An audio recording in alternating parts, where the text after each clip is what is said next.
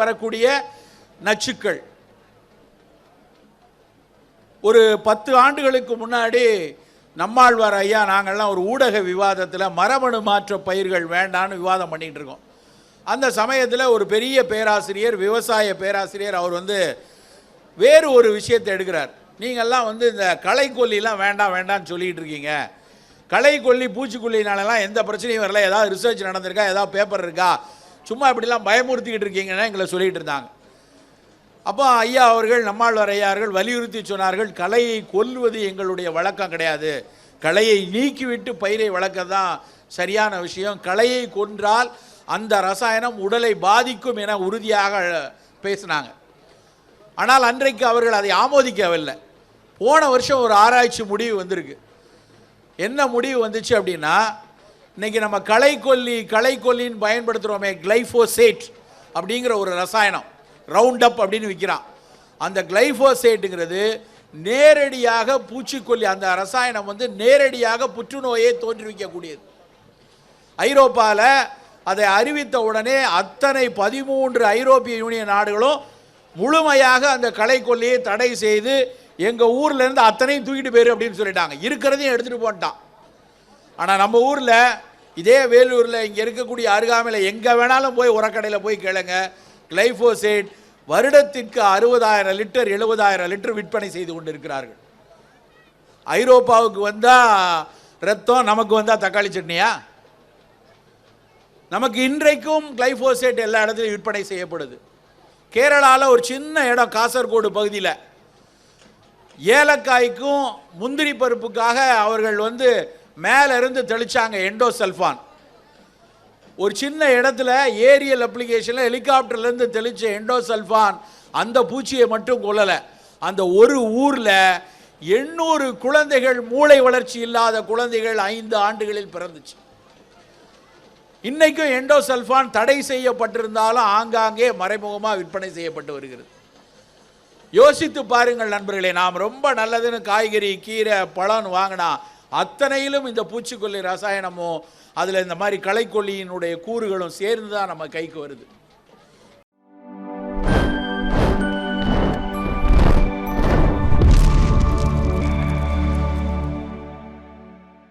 நமக்கெல்லாம் தெரியும், பொங்கல் அப்படிங்கிறது ஒரு நன்றி தெரிவிக்கக்கூடிய, தமிழனினுடைய அடிப்படை அறமான நன்றி தெரிவித்தல்ல நடக்கக்கூடிய விழா.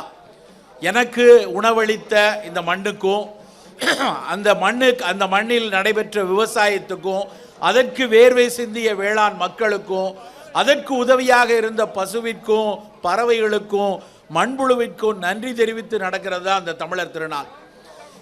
அந்த திருநாளில் இன்றைக்கு சவாலாக இருக்கக்கூடிய ஒரு சில விஷயங்களை சொல்லி, அதில் ஏன் நம் தமிழர் உணவுக்கு திரும்ப வேண்டும், தமிழ் உணவுக்கும் ஏன் அமுதென்று பேர் என சில விஷயங்களை சொல்லலாம் என்று நினைக்கிறேன். நண்பர்களே, நான் அடிக்கடி நிறைய கூட்டங்களில், பெருவாரியாக அனைத்து கூட்டங்கள்லையும் சொல்லக்கூடிய ஒரு விஷயத்தை சொல்லி துவங்கலான்னு நினைக்கிறேன். 2012-13 நான் ஒரு அடையாறு புற்றுநோய் மருத்துவமனையில் ஒரு மருத்துவ கருத்தரங்கு போயிருக்கேன். இதே மாதிரியான ஒரு கூட்டம், இதை விட குறைவான கூட்டம், ஒரு 400-500 பேர் இருப்பாங்க. பெரும்பாலும் 40 வயதை ஒட்டியவங்க நிறைய பேர் உட்கார்ந்துருக்கிற கூட்டம். அந்த கூட்டத்தில் ஒரு பேராசிரியை, ஒரு அம்மா பேச வராங்க. அவங்க ஒரு பெரிய புற்றுநோய் ஆராய்ச்சியாளர் பேராசிரியர். அவங்க ஒரு பவர் பாயிண்ட் ஸ்லைடு போட்டு எல்லாரையும் பார்த்து ஒரு விஷயத்த சொன்னாங்க. அந்த பவர் பாயிண்ட் போட்டு அவங்க முதல் ஸ்லைடை பேசினதுக்கு அப்புறம் என்னால் தொடர்ந்து அதை கவனிக்கவே முடியல. என்னை மிகவும் உலுக்கிய ஒரு விஷயம் அந்த அம்மா பேசினது. அவங்க என்ன சொன்னாங்க அப்படின்னா, இந்த ஒட்டுமொத்த கூட்டத்தை பார்த்து, இங்கே உட்கார்ந்துருக்க அத்தனை பேர் இப்படி பார்த்து அவங்க சொன்னாங்க, இந்த ஒரு தலைமுறை தான், இங்கே உட்கார்ந்திருக்கிற இந்த ஒரு தலைமுறை தான் தன் அடுத்த தலைமுறையின் மரணத்தை, அவர்களின் நோய் கூட்டத்தை அருகிலிருந்து பார்க்க போகிற துரதிர்ஷ்டவசமான தலைமுறை என்று சொன்னார்கள். This is the only unfortunate generation, those who are going to see their own children's death on their lifetime அப்படின்னு சொன்னாங்க. எவ்வளவு வலியான ஒரு வார்த்தைன்னு நினச்சி பாருங்க, எவ்வளவு வேதனையை தரக்கூடிய வார்த்தை என்று யோசிச்சு பாருங்க. நம்ம பிள்ளைங்க நல்லா இருக்கணும், நம்ம காலத்தில் நம்ம கண்ணு முன்னால் நம்ம பிள்ளைங்க ஆளாகி ஆரோக்கியமாக இந்த சமுதாயத்தில் மகிழ்வாக இருக்கணுங்கிறதுக்காக தான் இங்கே இருக்கிற அத்தனை பேரும் ஓடி ஓடி உழைத்து கொண்டிருப்போம்னா அதில் ஒருத்தர் கூட மாற்று கருத்து இருக்காது. ஆனால் அந்த குழந்தைங்க அவ்வளவு வளர்ந்து ஆளாகி ஆரோக்கியமாக இருப்பார்களா? நம்முடைய முதுமையில் நம்ம 65-70 வயது ஆகும்போது நம் குழந்தைகள் 35-40 வயதில் ஆரோக்கியமாக வாழ்வை நடத்தி செல்வார்களா என்றால் இந்திய அரசாங்கமே ஒரு கேள்விக்குறியை வைக்கிறது. வாய்ப்பு சற்று குறைவுங்கிறாங்க. சிலருக்கு அதிர்ச்சியாக இருக்கலாம், என்னடா இப்படி சொல்கிறாரு, நம்ம எவ்வளோ நல்ல ஆரோக்கியமாக வளர்த்துட்டு வரோம், நல்ல தடுப்பூசிலாம் போட்டிருக்கோம், நல்ல திடமான உணவுகள் கொடுத்துட்டு வரோம், நல்ல பள்ளியில் படிக்க வைக்கிறோம், மிகச்சிறந்த பதவிக்கு வருவதற்கு இப்போ இருந்தே நான் தயார்படுத்தி கொண்டு வரேன், எல்லாம் சரி. ஆனால் இன்றைக்கு 10 வயதிலும் 15 வயதிலும் இருக்கக்கூடிய குழந்தைகள் அவர்களுடைய 30-40களில் நோய்கள் இல்லாமல் இருப்பார்களான்னு கேட்டால் பெரிய கேள்விக்குறிதான் இருக்கிறது நண்பர்களே. ஒரு காலத்தில் முதுமையில் மட்டுமே கதவை தட்டும் என்று எதிர்பார்த்த நோய்கள் எல்லாம் இன்னைக்கு 40களில் 30களில் கதவை தட்ட ஆரம்பிச்சிருக்கு. இரத்த கொதிப்பு, சக்கரை வியாதி, மாரடைப்பு, புற்றுநோய், இப்படி எல்லா நோய்களும் முதுமையில் தான் ஒரு காலத்தில் வந்துச்சு. பெண்களுக்கு வரக்கூடிய மார்பக புற்றுநோய் எப்போது வரும்னு நாங்கள் மருத்துவக் கல்லூரியில் படிக்கும்போது கேட்கப்படக்கூடிய கேள்விக்கு நாங்கள் சொன்ன பதில் என்னன்னா, பாலூட்டாத, திருமணமாகாத, பாலூட்டாத அந்த மகளிருக்கு அவர்களுடைய முதுமையில் 65 வயது 70 வயதில் மார்பக புற்றுநோய் வரலாம். நன்ஸ் அண்ட் நான் லாக்டேட்டிங் மதர்ஸ், அதுதான் அதுக்கு ஆன்சர். ஆனால் இன்றைய சூழல் என்ன தெரியுமா? இன்றைக்கு மிகப்பெரிய அளவில் பெண்களுக்கு மார்பக புற்றுநோய் வருகிறது. வரக்கூடிய வயது என்னன்னு பார்த்தீங்கன்னா 30லிருந்து 35 வயதுக்குள்ள. புற்றுநோய்கள் ஒரு காலத்தில் எங்கேயோ யார்கிட்டையோ ஏதோ ஒரு ஊரில் இல்லை தமிழ் திரைப்படங்களில் மட்டும்தான் பார்த்து கொண்டிருந்தோம். ஆனால் இன்றைக்கி ஆங்காங்கே கேள்வியுறக்கூடிய ஒரு செய்தியாக மாறி இருக்கு. பக்கத்து வீட்டில் அவருக்கு இருந்துச்சா, நேற்று வரைக்கும் நல்லா இருந்துச்சு, திடீர்னு அவருக்கு புற்றுநோய்ங்கிறாங்க. இங்கே கூட சில இருக்கைகள் காலியாக இருக்கிறது. ஒருவேளை உங்களுடைய சுழற்சங்கத்தில் இருக்கக்கூடிய ஒரு சில நபர்கள் இந்த இருக்கையை ஒருவேளை ஆக்கிரமித்து இருக்கக்கூடும். அவர்களில் கூட யாராவது ஒருத்தருக்கு இது மாதிரியான நோய்களில் அவதியுற்று இருக்கக்கூடிய சம்பவங்கள் உங்களுக்கு கூட நடைபெற்றிருக்கலாம். அந்த அளவுக்கு இன்றைக்கு புற்றுநோய் மிகப்பெரிய அளவில் கூடிக்கொண்டே இருக்கிறது. நீரிழிவு நோய் கூடியிருக்குது, சர்க்கரை நோய் கூடியிருக்குதுங்கிறது எல்லாருக்கும் தெரிஞ்ச விஷயம், புதுசாக சொல்கிறதுக்கு இல்லை. வீட்டுக்கு வீடு சர்க்கரை நோயாளிகள் கூடிகிட்டு இருக்கிறாங்க. இனிமேலாம் இலை போட்டால் அதில் முதல்ல ஜாங்கிரியோ லட்டோ இனிப்பு வைக்கக்கூடாது, முதல்ல ஒரு மெட்ஃபார்மின் மாத்திரையை தான் வைக்கணும். பொங்கல் கொடுக்கும்போது இலவசமாக தொண்டையில் பக்கத்தில் ஒரு குளுக்கோஸ் மாத்திரை கொடுத்தா தான் பொங்கல் சாப்பிடலாங்கிற அளவில் காலம் மாறிக்கொண்டு இருக்கிறதுங்கிறது நிறைய பேருக்கு தெரியும். ஆனால் தெரியாத விஷயம் என்னென்னா, சத்தம் இல்லாமல் கூடிக்கொண்டு இருக்கக்கூடிய புற்றுநோய்கள். என்ன காரணம் நண்பர்களே? எதுக்காக இப்படி முதுமையில் இருந்த ஒரு நோய் கூட்டம் எல்லாம் இன்றைக்கு இளமையில் கதவை தட்டுதுன்னு பார்த்தீங்கன்னா, முதல் காரணம் உணவில் நடக்கக்கூடிய அக்கிரமங்கள். நாம் சாப்பிடக்கூடிய ஒவ்வொரு வேளை உணவும் எப்படி பயிராக்கப்படுகிறது, எப்படி பாதுகாக்கப்படுகிறது, எப்படி பக்குவப்படுத்தப்படுகிறது, எப்படி உங்கள் கைகளில் பரிமாறப்படுகிறதுங்கிற வரைக்கும் அத்தனையிலும் வணிக வன்முறைகள். இந்த வணிக வன்முறைங்கிற வார்த்தையை சொல்வதற்கு எனக்கு தயக்கமோ அச்சமோ இல்லை. ஒரு காலத்தில் நாம் சாப்பிடக்கூடிய உணவு எந்த அளவிலும் உனக்கோ அதை சாப்பிட்டு ஒருவேளை ஒரு பருக்கை மண்ணில் விழுந்தாலோ அல்லது அந்த உணவை தயார்படுத்தி வரக்கூடிய வழியிலோ யாருக்கும் தீங்கு வரக்கூடாது என்று பார்த்த சமூகம் நம் தமிழ் சமூகம். ஆனால் இன்றைய சூழல் என்னன்னு பார்த்தீங்கன்னா, அப்படி அறமான சிந்தனை தொலைந்து முழுக்க முழுக்க வணிக கண்ணிக்குள் உணவு சிக்கி கொண்டிருக்கிறது. ஒரு பக்கம் விளையக்கூடிய இடத்துல, உற்பத்தி செய்யக்கூடிய பயிராக்கக்கூடிய இடத்திலேயே வரக்கூடிய நச்சுக்கள். ஒரு 10 ஆண்டுகளுக்கு முன்னாடி நம்மாழ்வார் ஐயா நாங்கள்லாம் ஒரு ஊடக விவாதத்தில் மரபணு மாற்ற பயிர்கள் வேண்டான்னு விவாதம் பண்ணிகிட்டு இருக்கோம். அந்த சமயத்தில் ஒரு பெரிய பேராசிரியர், விவசாய பேராசிரியர், அவர் வேறு ஒரு விஷயத்தை எடுக்கிறார். நீங்கள்லாம் இந்த களைக்கொல்லிலாம் வேண்டாம் வேண்டான்னு சொல்லிகிட்டு இருக்கீங்க, களைக்கொல்லி பூச்சிக்கொல்லினாலலாம் எந்த பிரச்சனையும் வரல, ஏதாவது ரிசர்ச் நடந்திருக்கா, ஏதாவது பேப்பர் இருக்கா, சும்மா இப்படிலாம் பயமுறுத்திக்கிட்டு இருக்கீங்கன்னா எங்களை சொல்லிகிட்டு இருந்தாங்க. அப்போ ஐயா அவர்கள், நம்மாழ்வார் ஐயா அவர்கள் வலியுறுத்தி சொன்னார்கள், களையை கொல்வது எங்களுடைய வழக்கம் கிடையாது, களையை நீக்கிவிட்டு பயிரை வளர்க்க தான் சரியான விஷயம், களையை கொன்றால் அந்த ரசாயனம் உடலை பாதிக்கும் என உறுதியாக பேசினாங்க. ஆனால் அன்றைக்கு அவர்கள் அதை ஆமோதிக்கவில்லை. போன வருஷம் ஒரு ஆராய்ச்சி முடிவு வந்திருக்கு. என்ன முடிவு வந்துச்சு அப்படின்னா, இன்றைக்கி நம்ம களைக்கொல்லின்னு பயன்படுத்துகிறோமே, கிளைஃபோசேட் அப்படிங்கிற ஒரு ரசாயனம், ரவுண்ட் அப் அப்படின்னு விற்கிறான். அந்த கிளைஃபோசேட்டுங்கிறது நேரடியாக பூச்சிக்கொல்லி, அந்த ரசாயனம் வந்து நேரடியாக புற்றுநோயை தோற்றுவிக்கக்கூடியது. ஐரோப்பாவில் அதை அறிவித்த உடனே அத்தனை 13 ஐரோப்பிய யூனியன் நாடுகளும் முழுமையாக அந்த களைக்கொல்லியை தடை செய்து எங்கள் ஊர்லேருந்து அத்தனையும் தூக்கிட்டு போயிரு அப்படின்னு சொல்லிட்டாங்க. இருக்கிறதையும் எடுத்துகிட்டு போட்டான். ஆனால் நம்ம ஊரில், இதே வேலூரில் இங்கே இருக்கக்கூடிய அருகாமையில் எங்கே வேணாலும் போய் உரக்கடையில் போய் கேளுங்க, கிளைஃபோசேட் வருடத்திற்கு 60,000 லிட்டர் 70,000 லிட்டர் விற்பனை செய்து கொண்டு இருக்கிறார்கள். ஐரோப்பாவுக்கு வந்தால் ரத்தம், நமக்கு வந்தால் தக்காளி சட்னியா? நமக்கு இன்றைக்கும் கிளைஃபோசேட் எல்லா இடத்துலையும் விற்பனை செய்யப்படுது.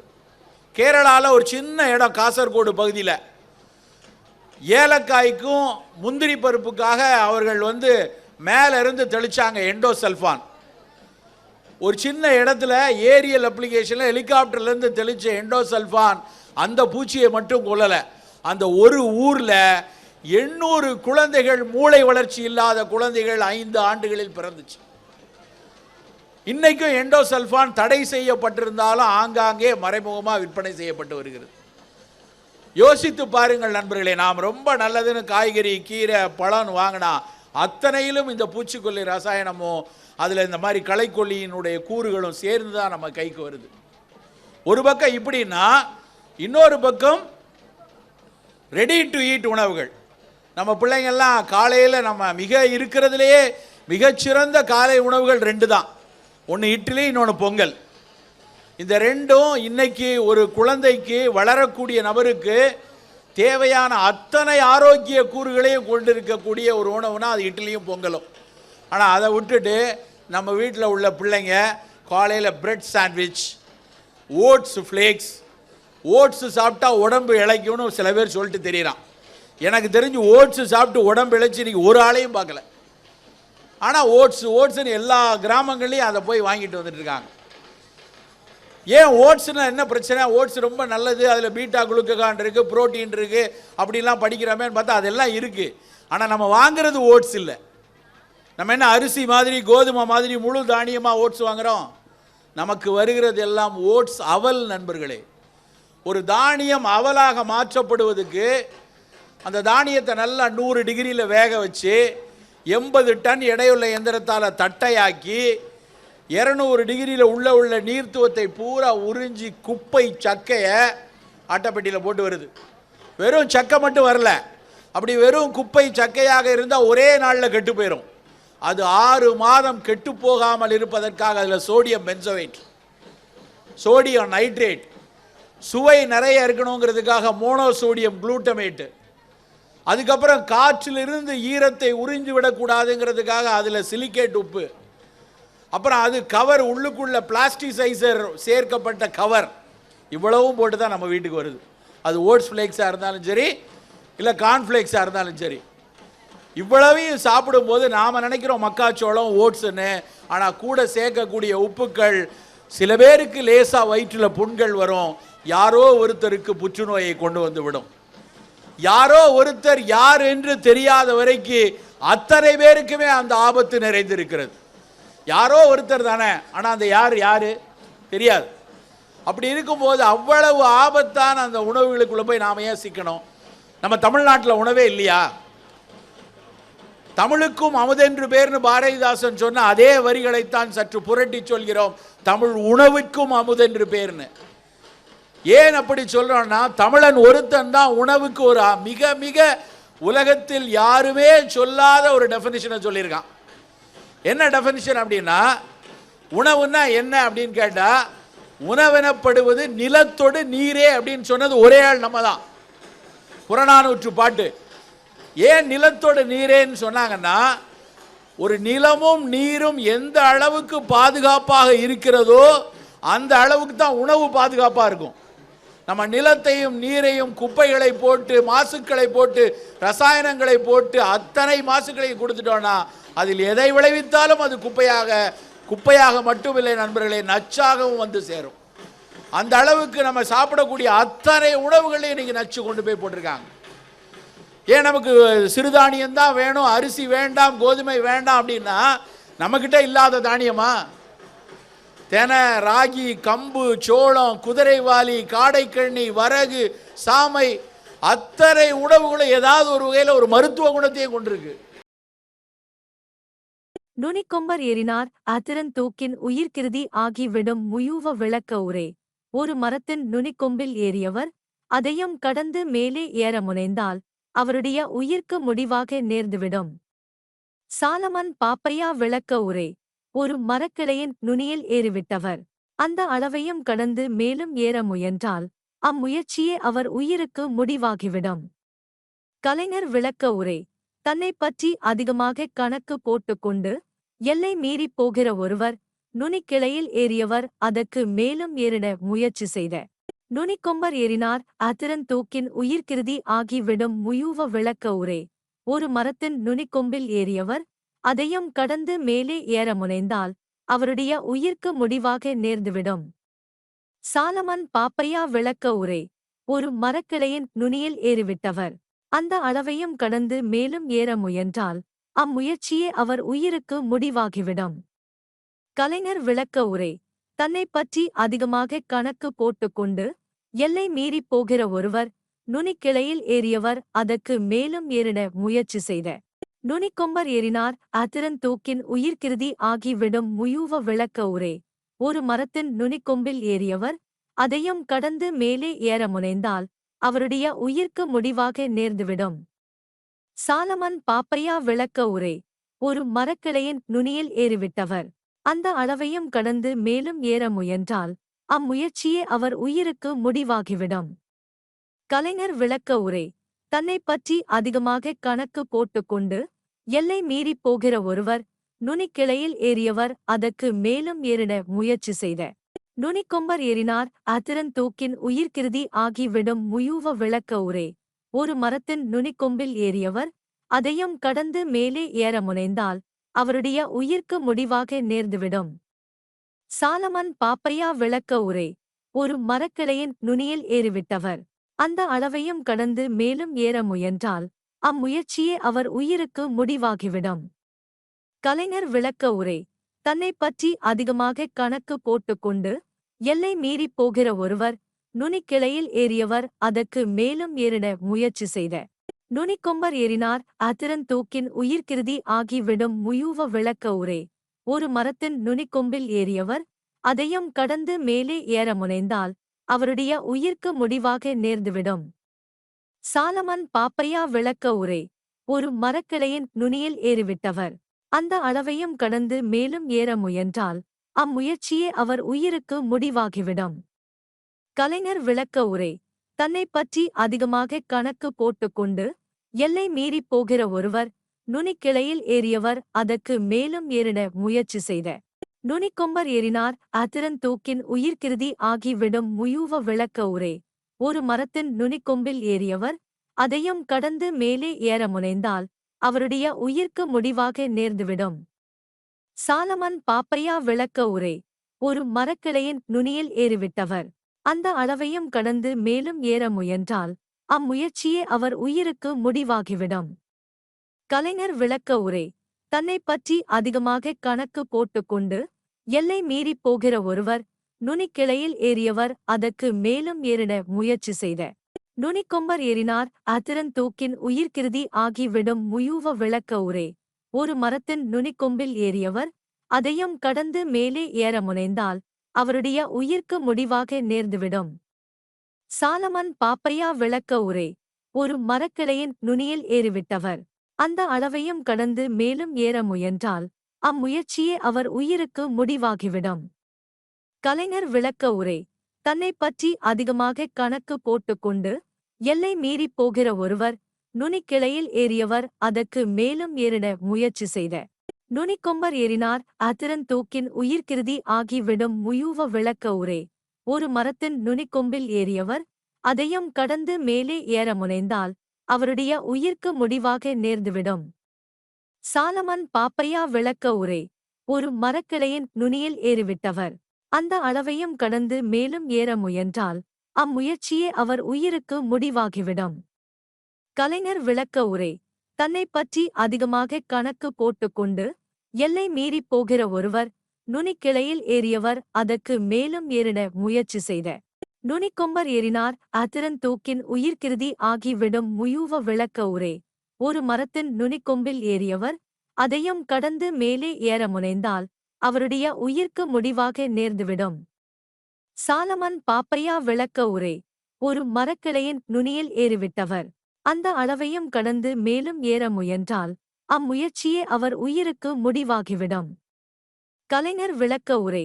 தன்னைப் பற்றி அதிகமாக கணக்கு போட்டுக்கொண்டு எல்லை மீறிப் போகிற ஒருவர் நுனிக்கிளையில் ஏறியவர் அதற்கு மேலும் ஏறிட முயற்சி செய்த நுனிக்கொம்பர் ஏறினார் அத்திரன் தூக்கின் உயிர்க்கிருதி ஆகிவிடும். முயூவ விளக்க உரை.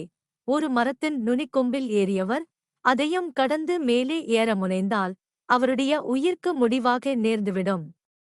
சாலமன் பாப்பையா விளக்க உரை. ஒரு மரக்கிளையின் நுனியில் ஏறிவிட்டவர் அந்த அளவையும் கடந்து மேலும் ஏற முயன்றால் அம்முயற்சியே அவர் உயிருக்கு முடிவாகிவிடும். கலைஞர் விளக்க உரை. தன்னைப் பற்றி அதிகமாக கணக்கு போட்டுக்கொண்டு எல்லை மீறிப் போகிற ஒருவர் நுனிக்கிளையில் ஏறியவர் அதற்கு மேலும் ஏறிட முயற்சி செய்த